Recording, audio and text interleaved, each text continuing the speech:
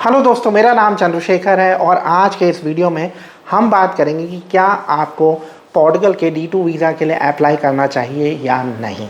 देखिए, पोर्टुगल ऐसे लोगों के बीच में जो विदेश में, खासकर यूरोप में सेटल होना चाहते हैं, उनके बीच में बहुत अट्रैक्टिव डेस्टिनेशन बन के उभरा है पिछले 3-4 सालों में। और बहुत सारे वीज़ा रूट्स हैं जिसके थ्रू आप पोर्टुगल जा सकते हैं। उनमें से एक वीज़ा रूट D2 भी है। इनफैक्ट पोर्टुगल में मल्टीपल वीज़ा रूट्स हैं जिनके थ्रू आप पोर्टुगल जाके सेटल हो सकते हैं। D2 वीज़ा पे बहुत सारे वीडियोस मौजूद हैं यूट्यूब पर। इनफैक्ट मेरे भी 2 यूट्यूब वीडियोस मौजूद हैं D2 वीज़ा के बारे में। पोर्टुगल का D2 वीज़ा आप कैसे अप्लाई कर सकते हैं, क्या एलिजिबिलिटी क्राइटेरिया है। लेकिन D2 वीज़ा के अपने चैलेंजेस हैं और आज के वीडियो में हम बात करेंगे कि D2 वीज़ा के क्या चैलेंजेस हैं और क्या आपको D2 वीज़ा के लिए अप्लाई करना चाहिए भी या नहीं, क्या रास्ते हैं, क्या ऑल्टरनेटिव्स हैं D2 वीज़ा के पोर्टुगल के। इससे पहले कि हम आगे बढ़े, मैं आपसे रिक्वेस्ट करूंगा कि आप हमारे यूट्यूब चैनल को सब्सक्राइब कर लीजिए, क्योंकि मेरा पर्पज़ है आपको 100% जेन्युइन इन्फॉर्मेशन देना। तो दोस्तों, आज के इस वीडियो में हम डिस्कस कर रहे हैं कि क्या आपको पोर्टुगल के D2 वीज़ा के लिए अप्लाई करना चाहिए या नहीं।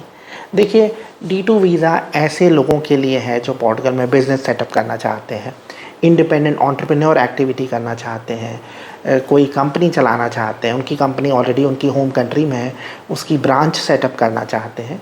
तो D2 वीज़ा बहुत अट्रैक्टिव माना जाता है। लेकिन D2 वीज़ा के साथ सबसे बड़ी चीज़ ये है कि अगर आप बिना प्रिपरेशन के अप्लाई करेंगे तो जो आपकी एप्लीकेशन है वो रिजेक्ट हो जाएगी। इनफैक्ट मैं किसी ऐसे व्यक्ति को ढूंढ रहा हूँ जो इंडिया से है और जिसका D2 वीज़ा अप्रूव हुआ हो। देखिए, मैं आपको यहाँ पे एक स्टोरी शेयर करूँगा जो बेस्ड है एक हमारे एक्सपीरियंस पे। ये एक्सपीरियंस है हमारे एक क्लाइंट का जिसने हमें करीब 1.5 साल पहले अप्रोच किया था अपने डॉक्यूमेंट्स को अपोस्टिल करवाने के लिए। अब ये जो हमारा क्लाइंट है ये बहुत यंग है, इनका फैमिली बिजनेस है। तो इसने क्या किया, किसी रेफरेंस के थ्रू पोर्टुगल में एक लॉयर ढूंढा और लॉयर जैसे आमतौर पे कहते हैं हाँ जी हो जाएगा। इनफैक्ट हम जनरली ये बोलते हैं कि जो इमिग्रेशन एजेंट्स हैं या कंसल्टेंट हैं वो बेसिकली फ्रॉड करते हैं। लेकिन होता क्या है, कई बार जो लॉयर्स हैं वो भी आपको मिसलीड कर सकते हैं।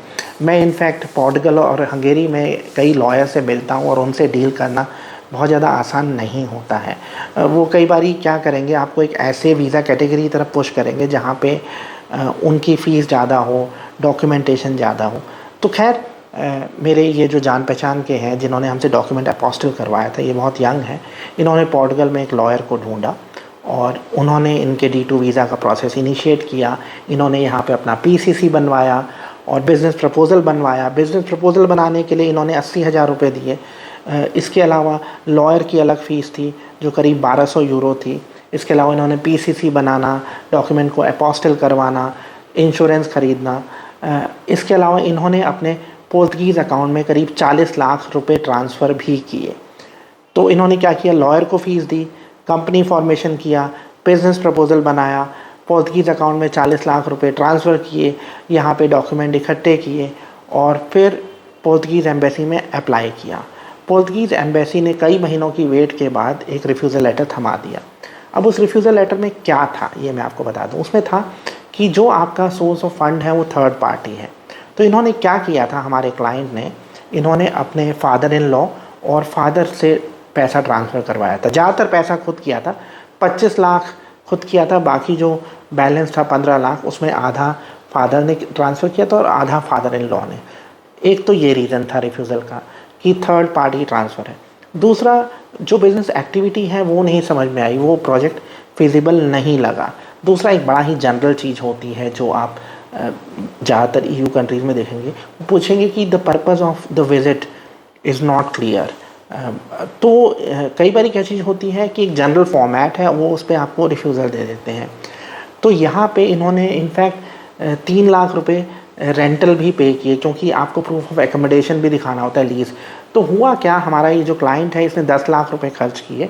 और यहाँ पे मैं इसे हमारा क्लाइंट इसलिए बोल रहा हूँ क्योंकि हमने उनके डॉक्यूमेंट अपोस्टिल किए थे और वो लगातार मुझसे चीज़ें पूछ रहे थे और मैं उन्हें कई बारी पूछना चाहता था कि बिज़नेस प्रपोज़ल कैसा है। लेकिन फिर मैंने सोचा कि वो एक लॉयर के साथ काम करें तो मेरा शायद इंटरफेयर करना अच्छा नहीं रहेगा, क्योंकि मेरा जो रोल था वो अपोस्टल करवाने तक था। लेकिन जब उनका वीज़ा रिफ्यूज़ हुआ तो उन्होंने मुझे फ़ोन किया और उन्होंने मुझसे पूछा कि क्या ऑप्शंस हो सकते हैं। अब देखिए, ये जो रिफ्यूज़ल हुआ इसमें मुझे कुछ रीज़न समझ में आए। एक तो आप सिर्फ कंपनी खोल लेंगे, उसके बेसिस पे आपको वीज़ा नहीं मिलेगा। अगर आप D2 वीज़ा वाकई में लेना चाहते हैं तो ये भी ज़रूरी है कि आप कुछ समय तक उस कंपनी को रन करें, आप कुछ लोगों को एम्प्लॉय करें, 2-3 लोगों को, उनकी सैलरीज़ पे करें, तभी आपका केस स्ट्रॉन्ग होगा। अगर आपने लॉयर हायर कर लिया, कंपनी खोल ली, अकाउंट में पैसे डाल दिए, नहीं, उसके बेसिस पे D2 वीज़ा के अप्रूवल के चांसेस ऑलमोस्ट ज़ीरो हैं। तो मैं ये कहूँगा कि D2 वीज़ा आपको तभी अप्लाई करना है जब आपका जेन्युइन इंटरेस्ट है पोर्टुगल में बिज़नेस करने का।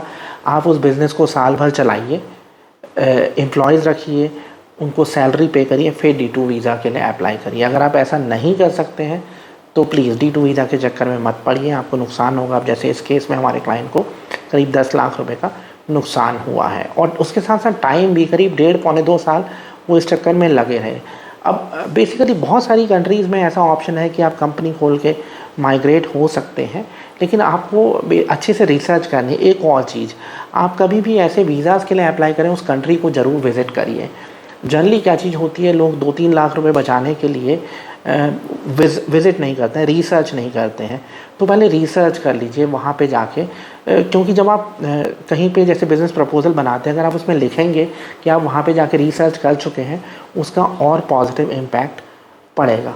ऑल्टरनेट मैं कहूँगा, जैसे हंगेरी में एक है residence permit for gainful activity, वो आप चेक कर सकते हैं। उसमें भी देखिए वीज़ा अप्रूवल के चांसेस 100% नहीं होते हैं।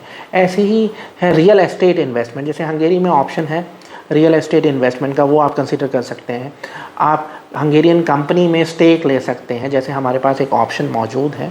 हंगेरी के साथ सबसे बड़ा एडवांटेज ये है कि जो प्रोसेस है वो बहुत जल्दी हो जाता है। जैसे हमारे क्लाइंट हैं, उनका अपना रेजिडेंस परमिट जो है वो 2 महीने में आ गया, 3 साल का, एक साथ 3 साल का टेम्प्रेरी रेजिडेंस कार्ड मिल रहा है हंगेरी में।